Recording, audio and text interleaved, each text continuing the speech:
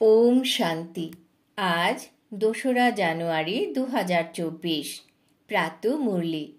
বাবা আজ বলেছেন, মিষ্টি বাচ্চারা, দেহি অভিমানী হও, তবেই ব্যর্থ সংকল্প সমাপ্ত হয়ে যাবে। কোনো বিষয়েই ভয় লাগবে না, তোমরা চিন্তা থেকে মুক্ত হয়ে যাবে। আজকের প্রশ্ন, নতুন বৃক্ষের বৃদ্ধি কিভাবে হয় এবং কেন? উত্তর, নতুন বৃক্ষের বৃদ্ধি অত্যন্ত ধীরে ধীরে আর উকুনের মতো হয়। যেমন ড্রামা উকুনের মতো চলছে, ঠিক তেমনি ড্রামা অনুসারে এই বৃক্ষ ধীরে ধীরে বৃদ্ধিপ্রাপ্ত হয়। কারণ এতে মায়ার সাথেও অনেক যুদ্ধ করতে হয়। তাই বাচ্চাদের দেহি অভিমানী হওয়ার জন্য পরিশ্রম করতে হয়। দেহি অভিমানী হলে অত্যন্ত খুশি থাকে, সেবাও বৃদ্ধিপ্রাপ্ত হয়। বাবা আর অবিনাশী উত্তরাধিকার স্মরণে থাকলেই তরি পার হয়ে যাবে। ওম শান্তি। অসীম জগতের পিতা বসে আত্মারূপী বাচ্চাদের বোঝান। অসীম জগতের বাবাও অকাল মূর্ত। অসীম জগতের বাবা বলা হয় পরম পিতা পরমাত্মাকে। বাচ্চারা, তোমরা হলে অকাল মূর্তি। তোমরা শিখ ধর্মাবলম্বীদেরও ভালোভাবে বোঝাতে পারো, যদিও যে কোনো ধর্মের মানুষকেই বোঝাতে পারো। এও বাবা বলছেন যে এই সৃষ্টিরূপী বৃক্ষ ধীরে ধীরে বৃদ্ধি পায়। যেমন ড্রামা উকুনের মতো চলে, তেমনি বৃক্ষ উকুনের মতো বৃদ্ধি পায়। সম্পূর্ণ কল্পই লাগে বৃদ্ধি পেতে। এখন এ হলো তোমাদের বৃক্ষ। বাচ্চারা, তোমাদেরও আয়ু কল্পের আয়ুর সমান হয়ে যায়। ৫,০০০ বর্ষ ধরে তোমরা পরিক্রমা করো। এই চক্র উকুনের মতো চলে। সর্বপ্রথমে তো আত্মাকে বুঝতে হবে, এটি ডিফিকাল্ট। বাবা জানেন যে ড্রামা অনুসারে বৃক্ষ ধীরে ধীরে বৃদ্ধি পায়, কারণ মায়ার সাথে মোকাবিলা হয়। এই সময় তার রাজত্ব, তারপরে তো আর রাবণ থাকেই না। বাচ্চারা, প্রথমে দেহি অভিমানী হতে হবে। দেহি অভিমানী বাচ্চারাই সার্ভিস ভালো মতন করতে পারবে আর অত্যন্ত খুশিতে থাকবে। বুদ্ধিতে অযথা ব্যর্থ কথা আসবে না। যদিও তোমরাই মায়ার উপর বিজয় লাভ করো, তখন তোমাদের কেউ নাড়াতে পারে না। অঙ্গদের দৃষ্টান্ত তো রয়েছে, তাই না? তাই তোমাদের নাম মহাবীর রাখা হয়েছে। এখন তো একজনও মহাবীর নেই। মহাবীর সর্বশেষে হবে, সেও নম্বরের ক্রমানুসারে। যারা ভালো সার্ভিস করে তাদেরকেই মহাবীরের লাইনে রাখব। এখন বীর এরা রয়েছে, মহাবীর শেষে হবে। এতটুকু সংশয় আসা উচিত নয়। কারুর তো অতি অহংকার চলে আসে, কাউকে পরোয়া করে না। এখানে তো অতি নম্রতার সাথে কাউকে বোঝাতে হয়। অমৃতসরে শিখদের কাছে গিয়ে তোমরা সার্ভিস করতে পারো। সমাচার তো সকলকে একই দিতে হবে। বাবাকে স্মরণ করলে তোমাদের আত্মায় যে মরচে পড়েছে তা কেটে যাবে। ওরা তো বলে জপ সাহেবকে। সাহেবের মহিমাও রয়েছে। এক ওঙ্কার সত্যনাম অকাল মূর্তি। এখন কথা হলো, অকাল মূর্তি কে? তারা বলে সদ্গুরু অকাল। আত্মাও তো অকাল মূর্তি, তাই না? তাকে কখনো কাল গ্রাস করতে পারে না। আত্মা তো পাঠ পেয়েছে, তাই তাকে তা করতেই হবে। তাকে কাল কিভাবে গ্রাস করবে? শরীরকে গ্রাস করতে পারে। আত্মা তো অকাল মূর্তি। তোমরা শিখ ধর্মাবলম্বীদের কাছে গিয়েও ভাষণ করতে পারো, যেমন গীতা জ্ঞানীরাও ভাষণ করে। বাচ্চারা, তোমরা জানো যে ভক্তি মার্গের সামগ্রী তো প্রচুর, কিন্তু জ্ঞান এতটুকুও নেই। একমাত্র বাবাই হলেন জ্ঞানের সাগর। মানুষকে তো জ্ঞানবান বলা যাবে না, দেবতারাও মানুষ, তাই না? কিন্তু দিব্য গুণ থাকার কারণে দেবতা বলা হয়। তারাও বাবার নিকট থেকেই অবিনাশী উত্তরাধিকার পেয়েছিলেন। তোমরাও এই রাজযোগের দ্বারা বিশ্বের মালিক হচ্ছ। সদ্গুরুকে অকাল বলে, তাই না? একমাত্র বাবাই হলেন সত্য, তিনিই পতিত পাবন। দুইজন পিতার পরিচয় দিতে হবে। ভাষণ দেওয়ার জন্য তোমরা যদি 2 মিনিটও পাও, সেও অনেক। 1 মিনিট 1 সেকেন্ড পাওয়া যায়, তাও অনেক। কল্প পূর্বে যাদের তিল লেগেছিল তাদের এখনো লাগবে, এ কোনো বড় কথা নয়। শুধু সকলকে সমাচার দিতে হবে। বাবা বোঝান, এই যেমন গুরু নানক এসেছেন, কিন্তু তিনি কোনো মেসেজ দেন না যে তোমাদের এখন ঘরে ফিরে যেতে হবে, তার জন্য পবিত্র হও।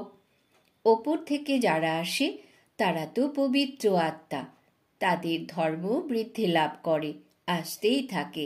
বাস্তবে সদ্গতি দাতা কোনো মনুষ্য হতে পারে না, একমাত্র বাবাই সদ্গতি দাতা। মনুষ্য তো মনুষ্যই হয়, তাও আবার বোঝানো হয় যে এরা অমুক অমুক ধর্মের মানুষ। বাবা বোঝান, তোমরা নিজেকে আত্মা নিশ্চয় করো, পবিত্র হও। গুরু নানক বলেছেন তিনি পুঁতিগন্ধময় বস্ত্র ধুয়ে পরিষ্কার করেন। এ কথাও পরবর্তীকালে যারা শাস্ত্র বানিয়েছে তারাই লিখেছে। প্রথমে তো অনেক কম ছিল, তাদের বসে কি শোনাবো? বাবা এই জ্ঞানও তোমাদের এখনই দেন, আর শাস্ত্র তো পরে তৈরি হয়। সত্যযুগে তো শাস্ত্র থাকে না। প্রথমে বোঝাতে হবে যে বাবাকে স্মরণ করো, তবেই বিকর্ম বিনাশ হবে। বিনাশ তো হতেই হবে। জিজ্ঞাসা করা উচিত যে সর্বব্যাপী কাকে বলো? যার মহিমা গায়ন করো এক ওঙ্কার, তিনি হলেন পিতা, তাই না? তার বাচ্চারা অর্থাৎ আমরাও অকাল মূর্তি। আমাদের আসন হলো এখানে। আমরা এক আসন পরিত্যাগ করে অন্য আসনে গিয়ে বসি। এভাবে 84টি আসনে অর্থাৎ ভ্রুকুটিতে গিয়ে বসি। এখন এ হলো পুরানো দুনিয়া, কত হট্টগোল হয়। নতুন দুনিয়ায় এসবের কোনো কথাই থাকে না। সেখানে তো একটিই ধর্ম। বাবা তোমাদের বিশ্বের বাদশাহী দিয়ে দিয়েছেন, তোমাদেরকে কেউ আক্রমণ করতে পারে না। দাপট থেকে ধর্ম স্থাপকেরা আসে নিজ নিজ ধর্ম স্থাপন করতে। যখন তাদের ধর্ম বৃদ্ধিপ্রাপ্ত হয়, ক্ষমতায় আসে, তখনই লড়াইয়ের কথা আসে। ইসলাম ধর্মাবলম্বীরা প্রথমে সংখ্যায় অনেক কম হবে। তোমাদের ধর্ম তো এখানেই স্থাপিত হয়, ওরা তো আসেই দাপরে। সেই সময়ে ওদের ধর্ম স্থাপন হয়। এরপর তারা একে অপরের পেছনে পরপর আসতেই থাকবে।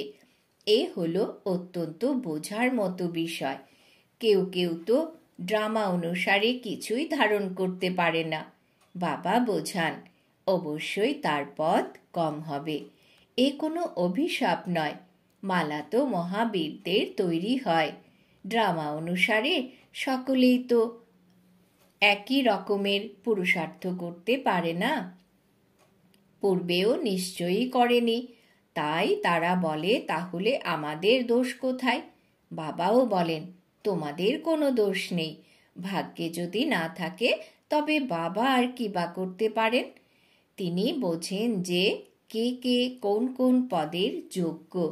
শিখদেরও বোঝাতে হবে যে যদি সাহেবের জপ করো তবেই সুখ শান্তি পাবে। তারা সুখ তখনই পায় যখন তাদের ধর্মের স্থাপনা হয়। এখন তো সকলেই নিচে এসে গেছে। তোমরা মানো যে সদ্গুরু অকাল, তাহলে গুরু আবার কাকে বলো? সদ্গতি দাতা গুরু তো একজনই। ভক্তি শেখানোর গুরু তো অনেক চাই, আর জ্ঞান শেখানোর জন্য একমাত্র বাবাই রয়েছেন।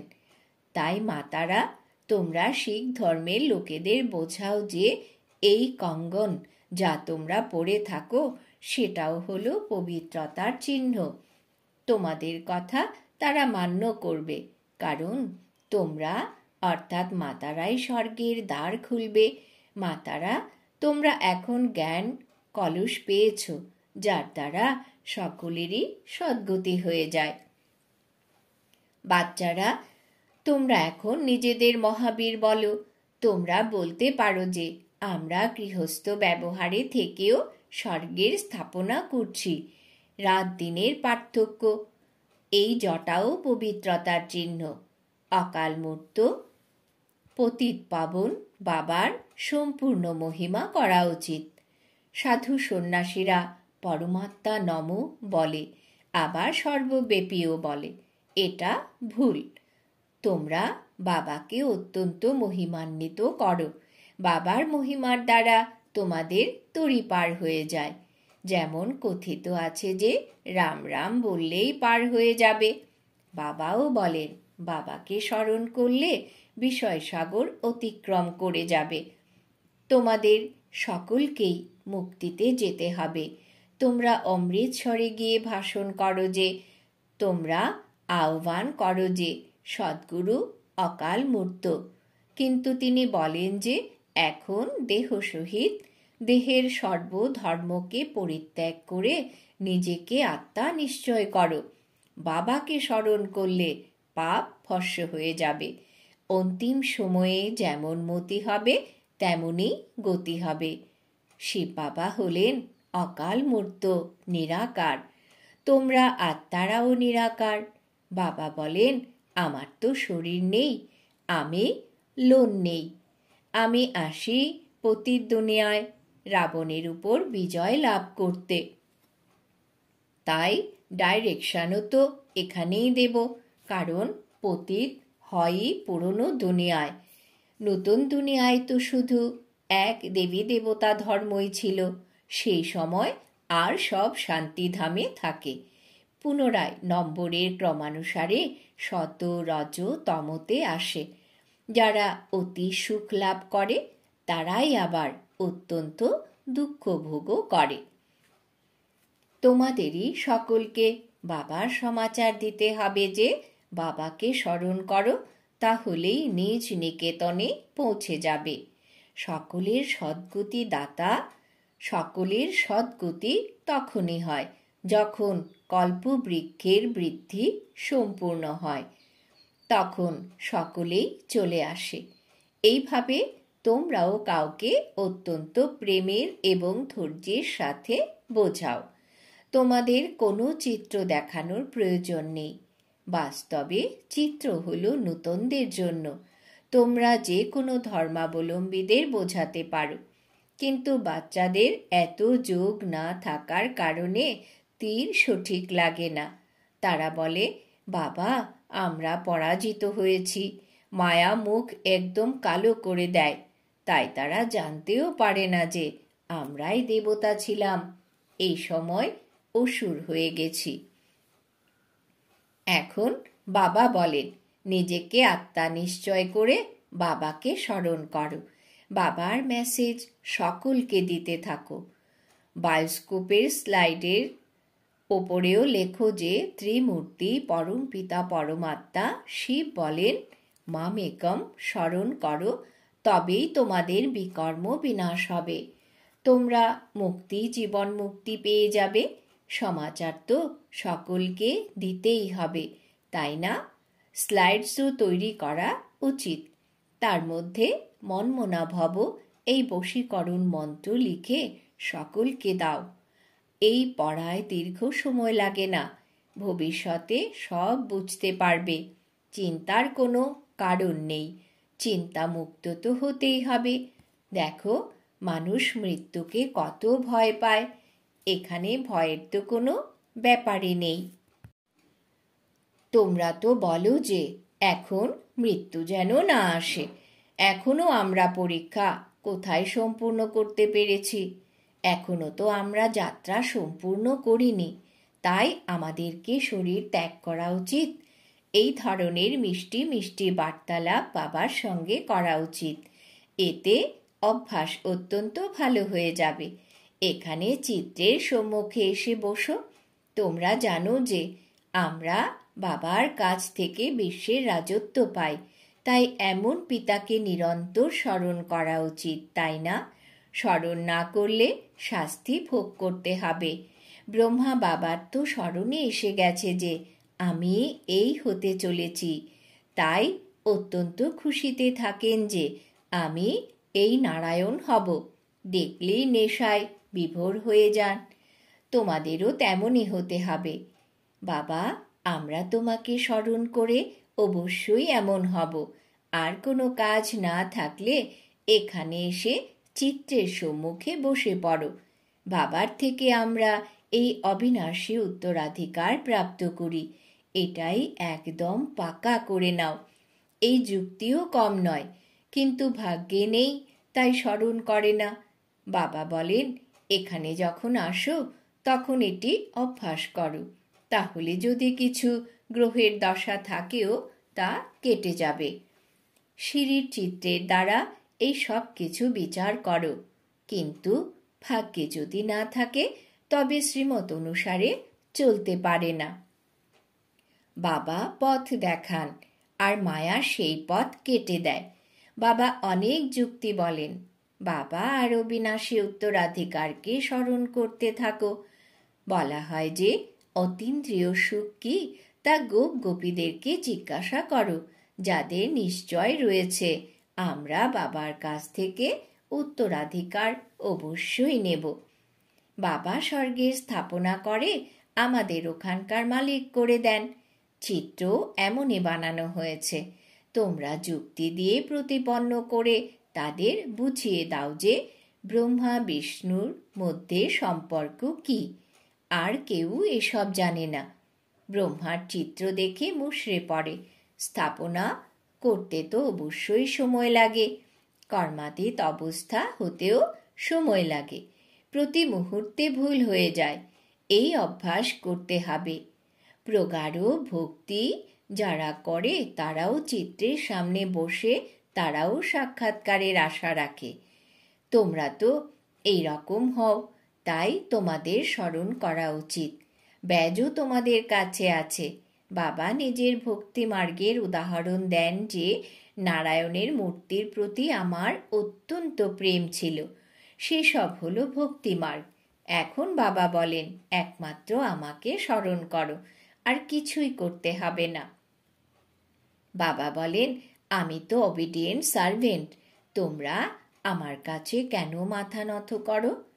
আচ্ছা, মিষ্টি মিষ্টি হারানিধি বাচ্চাদের প্রতি মাতা পিতা বাপ দাদার স্মরণের স্নেহ সুমন আর সুপ্রভাত।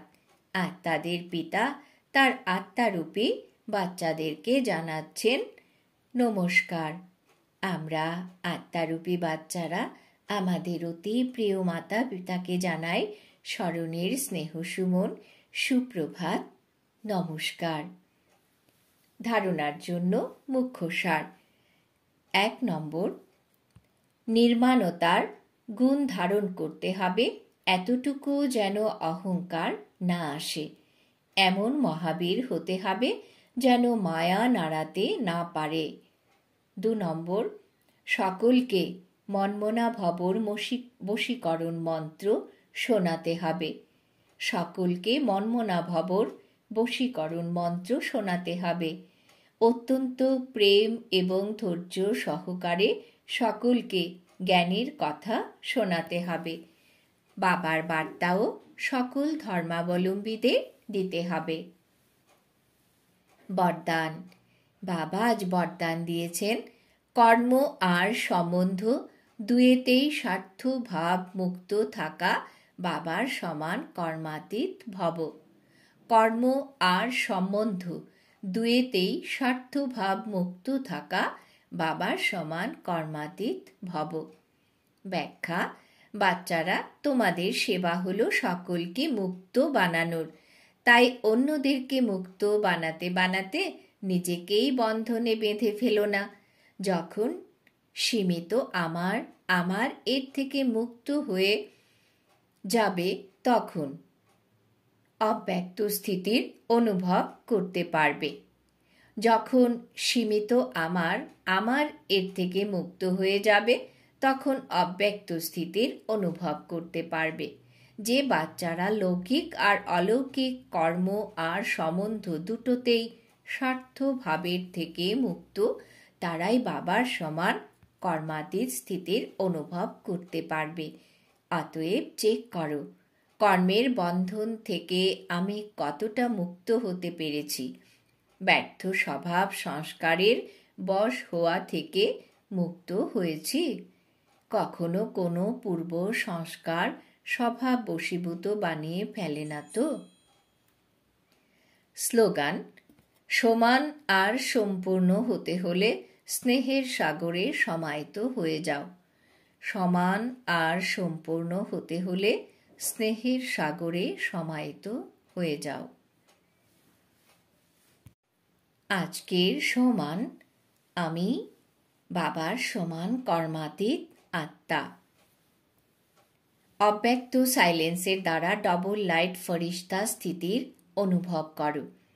আজকের বিষয়: এখন তীব্র পুরুষার্থের এই লক্ষ্যই রাখো যে আমি হলাম ডবল লাইট ফরিস্তা। চলতে ফিরতে ফরিস্তা স্বরূপের অনুভূতিকে বাড়াও। ডিপ সাইলেন্সের দ্বারা অশরীরী ভাবের অভ্যাস করো। সেকেন্ডে যে কোনো সংকল্পকে সমাপ্ত করতে সংস্কার স্বভাবে ডবল লাইট থাকো। ওম শান্তি।